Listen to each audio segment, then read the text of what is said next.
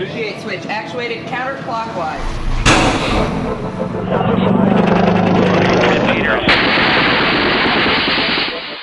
The United States, technically not at war with any nation, but that doesn't mean our defense is dormant. The US has agreed to almost double its number of military bases in the Philippines. How many countries does the United States have military bases in? It's mind-blowing when you think about this. Should the United States be the world's policeman? Have we ever tried to meddle in other countries' elections?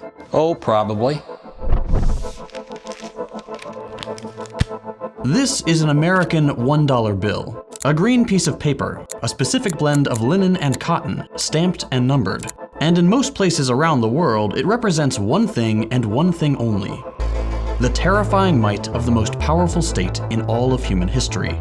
A military force unrivaled by the next 10 combined. A colonial power with territorial holdings throughout the Western Hemisphere. And an economic titan capable of controlling resources and the flow of money in just about every corner of the world. This is the story of the American Empire.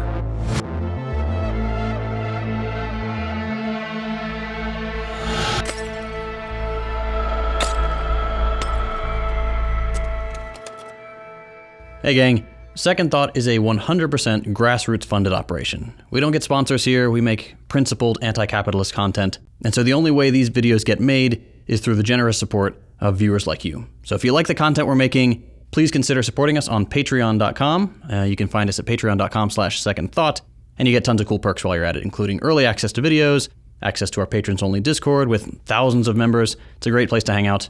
We hope to see you there.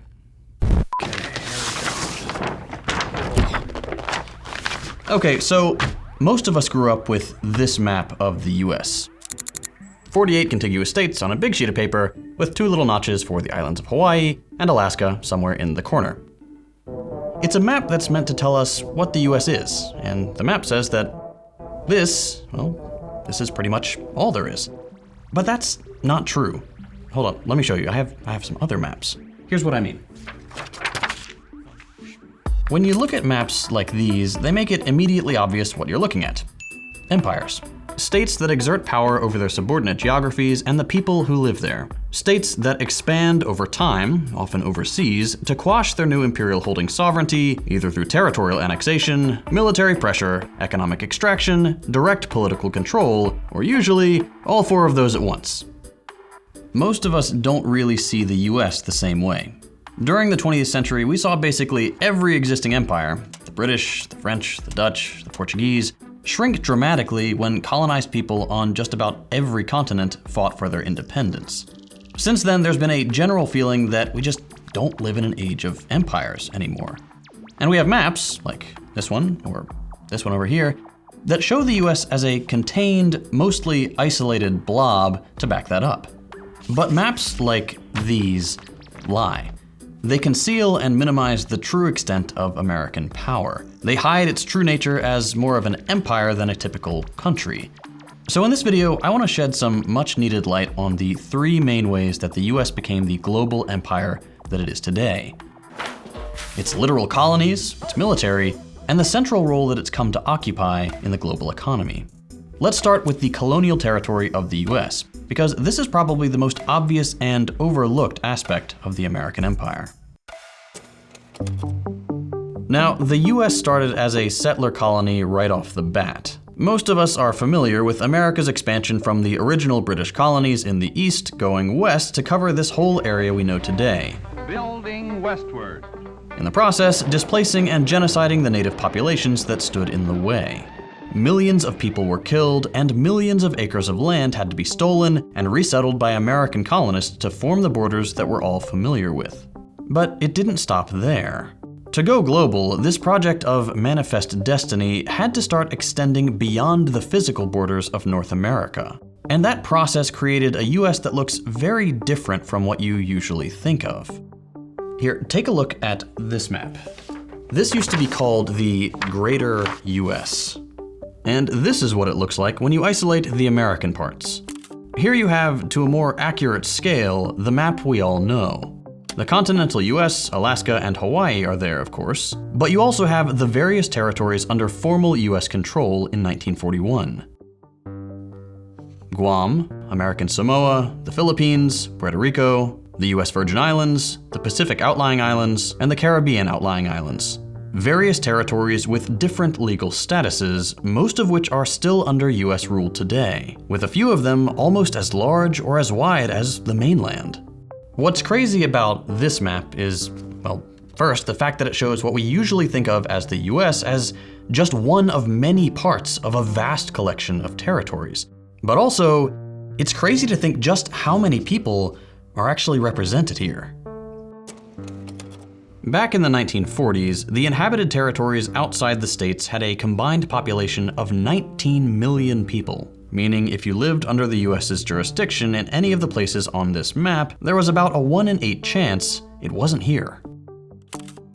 But there's almost no chance that the rest of the population ever thought of things that way. Back in the 1940s, Americans on the mainland probably never regarded themselves as co-citizens with those living in US territories or thought of those places as American. To be fair, that's probably still true today for places like Guam or Puerto Rico. Not for any nefarious reasons necessarily, but because odds are that most Americans just wouldn't hear about them. According to Daniel Immerwahr, the author of How to Hide an Empire, the average mainland American in the 1930s was about twice as likely to hear about Brazil or Poland in the newspaper than a place like the Philippines, a territory with some 10 to 15 million people living under US rule. That's a very different reality than for those who lived in these US territories. You simply couldn't escape daily life under the empire and your secondary status within it. Occupation, colonization, or whatever it was called in your specific area usually meant saluting the Stars and Stripes, being forced to learn English and US history at school, using American dollars, and celebrating things like Thanksgiving. Most of the time, doing all of this without the same guarantees of constitutional rights as on the mainland, with little say in the government that dictates your daily life, and usually being subject to a lot of colonial violence to boot. Fast forward a bit, and this sort of territorial control expanded during World War II. Adding to the likes of Guam, American Samoa, and the Philippines, the US gained massive territorial holdings during the war by occupying parts of Germany, Korea, Japan, and Austria, for example. We don't usually think of these as territorial growth, but to give you an idea, at the end of 1945, there were more people living under American rule outside the mainland than within it. With the new occupations, 135 million people lived under US control, but weren't on the map that hangs in every classroom. It's not until very recently that this country stopped looking a lot like the British Empire. But things changed dramatically after World War II. After the war, two things happened. The US simultaneously decolonized and actually gave up a lot of occupied territory that it had acquired over the last century, but at the same time, while the highlighted areas on the map slowly faded and the US pulled back, the country's control over the world actually greatly increased as it calcified into a permanent, truly global military force. After the war, the US was standing at the summit of the world, according to Winston Churchill. Relatively unscathed compared to the destruction we saw in Europe and the overseas territories like the Philippines, the US, quote, made more goods, had more oil, held more gold, and possessed more planes than all other countries combined. It had one of the biggest militaries, controlled or occupied absurd amounts of land and people, and emerged on the winning side of the war without the same casualties as the USSR and the rest of the Allied forces. With its massive material wealth and million-strong army, the US could have easily done like every imperial power before it. Continue acquiring more territories, maybe even annex major European nations and their colonies, incredibly weak after the war, and establish a new, truly global empire on the scale of something like the British. But instead, the US did something surprising and gave up territory. Let go of the Philippines, stopped annexing new areas, gave up running entire countries, and even began echoing the Soviet Union's pro-decolonization rhetoric. Why? Well, for starters, socialist, nationalist, or otherwise decolonial movements in Asia and Africa made operating like the old empires just too costly for the West. Civil wars broke out, and countries were gaining independence almost everywhere you looked. In the face of this, fighting wars on dozens of fronts to set up new colonial administrations was not really an enticing future for US leadership when you can literally see the empires around you slowly losing their global dominance. Second, the emerging Cold War and the US's realignment against the USSR needed convincing rhetoric. Yet we know that Russia today is regarded as a grave threat to our nation, to our freedom, to the peace of the world. Anti-colonial movements under the European empires just wouldn't ally with the US in its anti-communist project if they were going to be right back under a formal empire immediately after. Culturally, the USSR had successfully made anti-colonialism the moral high ground, and the US couldn't argue the opposite and get organic support. Most importantly, though, the US realized it just didn't need to be a formal empire and repeat old mistakes to reap imperial benefits. Why set up a colonial administration when a few bases and a little economic nudge would do? Look at this map. The first thing the US did after formally releasing some of its colonies and choosing not to acquire any more was to set up a global system of military bases. While the US already had a few of these set up, mostly in its own colonial holdings, the end of the war came with a huge boom in these installations around the world. Most surprisingly, outside of countries that the US laid a formal claim to or had recently let go of. Today, the US has around 800 bases all over the world. An approximate 173,000 troops are deployed in, we think, about 159 countries. None of these numbers are exact. We don't know for a fact every single base, airspace, lily pad, or other US military installation out there, because a lot of that info is kept secret. According to Immervar's estimates, though, we can put these numbers in perspective. There are only about 30 overseas military bases not owned and operated by the US in the entire world. Britain and France have 13, Russia has 9, and a few other countries have 1. Even if our numbers are way off, that's it for the rest of the world. There's just no comparison with the 800 sites the US maintains globally. So how did this happen? See, the US didn't quite handle decolonial negotiations in total fairness or in line with its professed ideals of championing democracy around the world. Sure, it left the Philippines without much of a fight, but reconstruction came with a price. The country would agree to a few US military bases strategically placed near the countries it wanted to keep an eye on. Sure, Hawaii was granted statehood, but in exchange, the island of Koho'olawe was almost entirely turned over for military use as a training facility and gun range. Sure, citizens of Guam got more rights and citizenship after the war, but now over a quarter of the island is used for military bases today. Same goes for countries like Japan, Germany, and South Korea, who were all occupied by the US in some capacity and got the same treatment. They all have somewhere around 100 bases each today. Let's zoom out for a second and just imagine if the US experienced the same treatment. Imagine if tomorrow, foreign military forces, say from enemy states like China or Russia, were stationed all over the country or at various points near the border. It's probably not a comfortable idea, and for most countries out there, it's unfortunately the norm. And there's a point to the US having this kind of reach. These American bases all over the world serve a purpose. For countries with smaller militaries, these bases keep them surrounded. For our allies, American bases near or in their major cities keep these countries in line. These permanent sites with sometimes 100-year-long leases can serve many purposes for the US. They can easily be used either as a place to keep nuclear weapons pointed outwards, a central location for spying operations, or just a home for boots on the ground to protect nearby points of interest like oil wells in foreign nations that are supposed to be sovereign.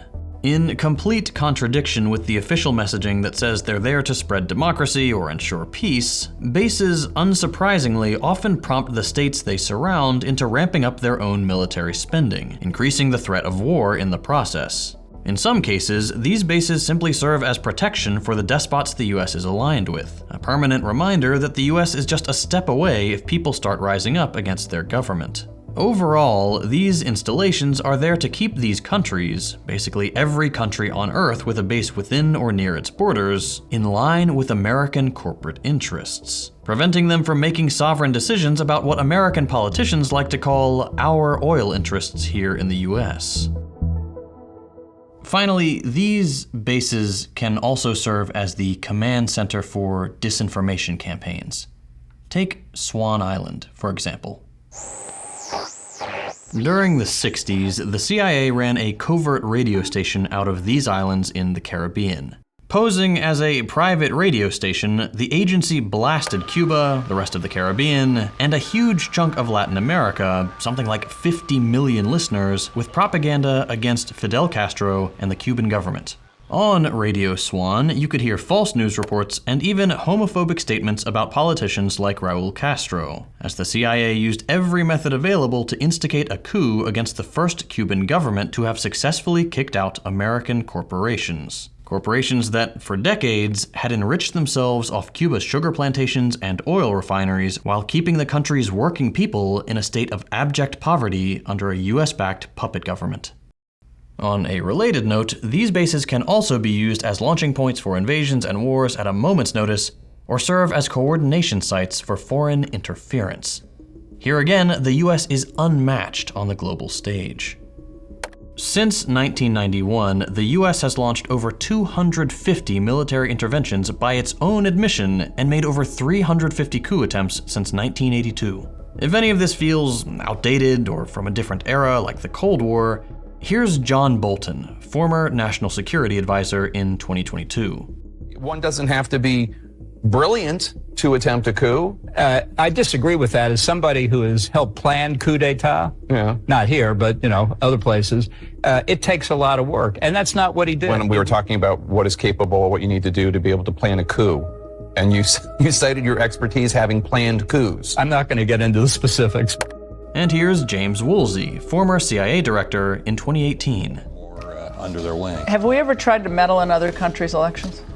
Oh, probably, but it was for the good of the system in order to avoid the communists from taking over. For example, in Europe, in 47, 48, 49, the Greeks and the Italians, we don't do that now, though? We don't mess around other people's elections,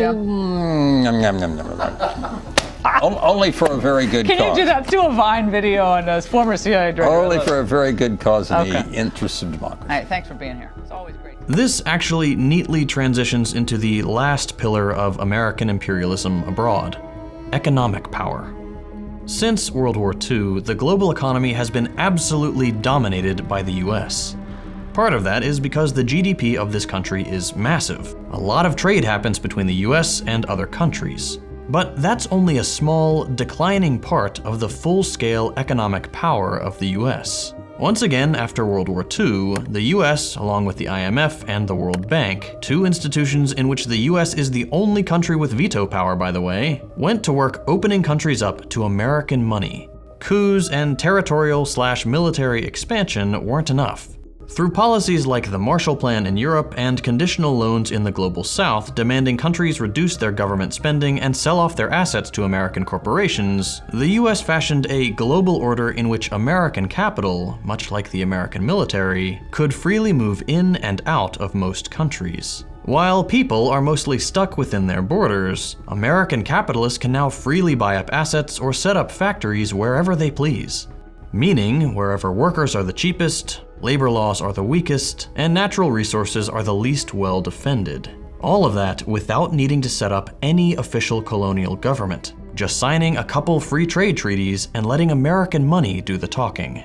This unprecedented access to the resources and wealth of other countries means that, by 2012, American companies owned 46% of all publicly listed shares of the top 500 corporations in the world.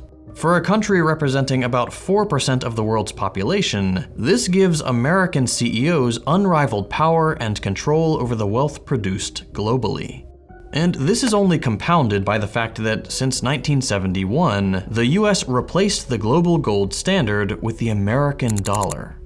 See, to participate in the global economy today, you pretty much need US dollars, particularly if what you're trying to buy is oil, which pretty much every country wants and is priced against the dollar. While countries can sometimes trade in their own currencies with some reciprocity, it often isn't possible to supply all your needs without using dollars.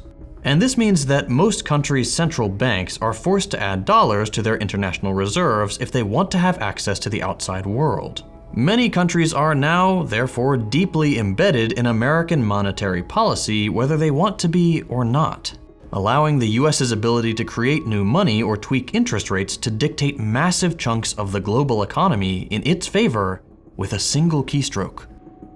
And if all this wasn't enough, the final way the US flexes its economic power is through sanctions.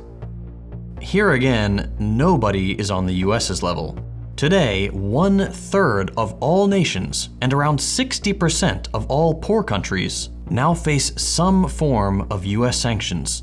In total, the US has some 15,000 active sanctions, 3 times as many as the next country and breaking all historical records.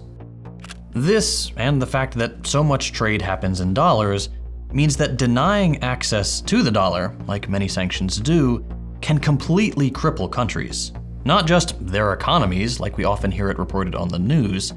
Sanctions, while often seeming much less dramatic than war, can be just as, if not more brutal for average people's livelihoods. The 60-year embargo on Cuba, for example, has meant that any company or country that wishes to trade with Cuba risks facing sanctions of their own. Faced with the choice between the massive market of the US and the tiny island of Cuba, most companies make the sensible decision. The consequence of almost everybody cutting Cuba off this way puts millions of lives at risk. And that's on purpose. In the US government's own words, the sanctions are there to, quote, decrease monetary and real wages, to bring about hunger and desperation in the hopes that enough suffering will mean a coup against the Communist Party of Cuba. You already know that it hasn't worked. It's just meant people die without access to food, water, or medicine that is plentiful just outside the country's borders. Everywhere you look, this map just feels inadequate. Sandwiched between 2 other countries, on a continent far away from Africa, Asia, and Europe, the US looks small. It fades into the jigsaw puzzle of borders and ocean fronts. It doesn't seem like much. But this is not what the US is. It's this, and this, and this, an empire. An empire that has overstayed its welcome around the world. An empire that casually destroys millions of lives because it makes them money.